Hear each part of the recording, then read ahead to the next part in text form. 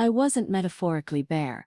I mean completely naked, water dripping from my skin, a towel hung loosely on the hook behind me, steam curling around my damp hair. It was just after midnight in our quiet Tennessee home. In my distraction, I'd forgotten to lock the door connecting the hallway to the master bedroom. That's when I heard it, a soft creak. My body froze as I turned around, and there he stood. Philip, my granddaughter's boyfriend, shirtless, eyes wide, mouth slightly parted. His gaze traveled slowly down my body, taking me in entirely. I expected him to look away embarrassed, but he didn't. Instead, his stare lingered. Not out of surprise, but something deeper, something raw.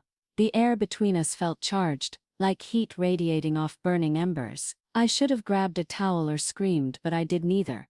I just stood there, exposed, my chest rising and falling with heavy breaths, my heart pounding so hard it felt like it might leap out of me. Something stirred inside him that night, but something also awakened within me. Something I'd buried years ago. What happened next has haunted and thrilled me ever since.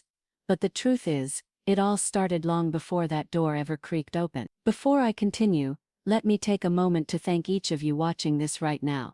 To my subscribers, you're the reason this channel exists. Your support, comments, and engagement fuel everything I do here. And for those new or returning viewers who haven't subscribed yet, I can't wait for you to hit that button. It's what keeps me sharing these deeply personal stories with you. Don't forget to leave a comment, share your thoughts, and give this video a thumbs up if it resonates with you. Now let me take you back to where it all began, because the real story starts long before any lines were crossed. My name is Rhonda. I'm 63 years old, a retired school librarian living alone in a modest two-bedroom house outside Nashville, Tennessee. After my husband passed away 9 years ago, silence became my closest companion. That changed when my granddaughter Lily came to stay. She's 21, a college junior brimming with energy and dreams. Last spring, she moved in because rent near campus had become too expensive. Having her around brought life back into the house. Then came Philip, her boyfriend. 22 years old, tall, charming, always smiling. At first he only visited on weekends, nothing unusual about him. Over time though, things shifted. It started with glances, quick ones at first.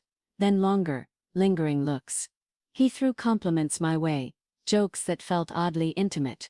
Suddenly I felt noticed, seen in ways I hadn't been in years. And honestly, that scared me more than anything else. I told myself it was harmless, just a young man being polite to his girlfriend's grandmother. But when I caught him staring at me in ways no one should, something cracked open inside me. I found myself paying closer attention to how I looked whenever he was around. Maybe I added a touch more lipstick, maybe wore a tighter top, not obvious enough to raise suspicion, but I knew exactly what I was doing. Deep down, I sensed what he was thinking too. Still, I never imagined letting anything happen, until that night when I forgot to close the door. At midnight I thought perhaps he wouldn't bring it up. We could bury it under layers of silence and shame, but the next morning, I discovered a small folded note resting on my pillow. Written in bold letters, it read, "I saw you. I liked what I saw." Just like that, the invisible line separating us vanished. I held on to that note for hours. It was tiny, but its words echoed louder than anything Philip had said aloud.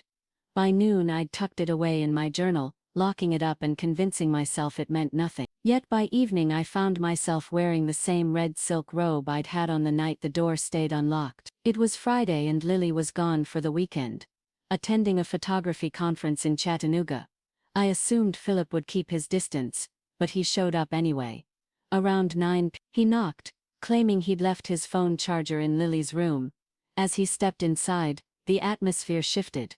Silence stretched taut, electric with tension. I offered him a glass of wine. He accepted. We sat in the living room, pretending everything was normal. He watched me sip and I watched him breathe. My hand trembled slightly as I set my glass down. "Did you get my note?" he asked, his eyes locked onto mine. I struggled to find my voice but managed a nod. "You shouldn't have written that," I whispered. "But I did," he replied, leaning closer. His fingers brushed against my knee, sending a spark through my skin. His hand stayed there, steady and bold, without hesitation. "You're beautiful, Rhonda," he murmured. "I've tried not to think about you, but I can't stop." I should have pushed him away. I should have stood up and put an end to it. Instead, I met his eager gaze and confessed the truth I'd hidden for years. I've been lonely for a very long time. Before I could finish, his lips pressed against mine. It started gently, almost like a question, then grew intense. His hands gripped my waist, pulling me closer as if gravity itself had shifted. I felt every inch of his youthful strength, his muscles, his quickened breath, his unrelenting desire. My robe slipped off one shoulder, and his lips trailed along my collarbone. I gasped, my body betraying my age, craving what it had missed for so long. Right there on the same couch where I used to read bedtime stories to Lily, shame and longing twisted together like serpents. His touch explored me as though he'd planned this moment in his mind. And I let him. God help me, I let him.